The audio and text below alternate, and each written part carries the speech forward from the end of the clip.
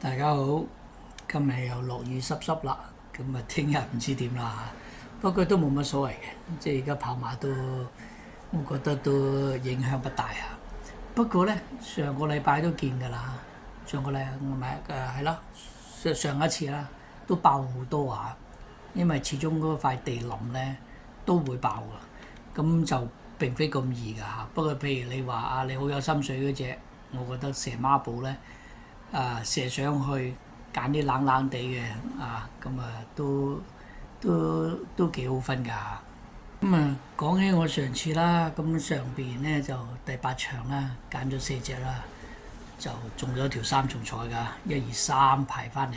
咁當然啦，我又冇介紹三重彩，咁冇買嘅嚇。但係呢，就有少少可惜啦，後邊就算揀三隻。揀兩隻都唔中㗎，咁就可惜就太陽勇士啦，佢就係跑入第二㗎嚇，即係收唔到正獎啦。咁收到個安慰獎咧都 OK 嘅，安慰獎咧就收翻成本啦，咁就有成81蚊係嘛？好似82啊，81，我記得係81，係啦81啦，11射落去嘅4啦。咁如果話呢口孖寶如果係贏嘅都幾多錢㗎？因為都有81蚊安慰獎，有81。咁我揾四隻啦，咪揾上面四隻啦，下邊兩隻啦，咁就80蚊成本咯。攞翻個本咯。但係如果贏到嘅話呢，就和味㗎啦嚇。希望咁講起聽日啦，我就未必嘅。呢後媽上次就頭關揀四隻啦，11號就贏咗啦，咁嗰個都屬於爆半。不過隻最尾派賽係得5.5嘅啫，實際上之前好似有都幾好分㗎，應該落咗飛㗎嚇。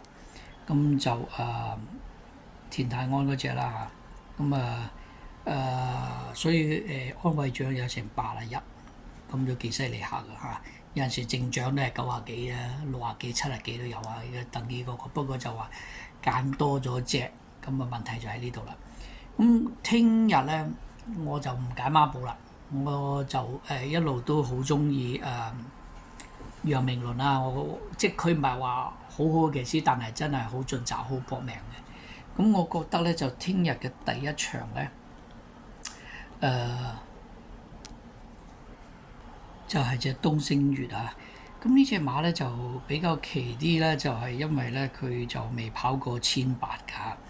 咁佢由開始跑由1000一路慢慢增程去到1400啊，最遠去過1400啊。咁咧呢隻馬咧就未試過1800嘅。咁我點解睇好佢咧？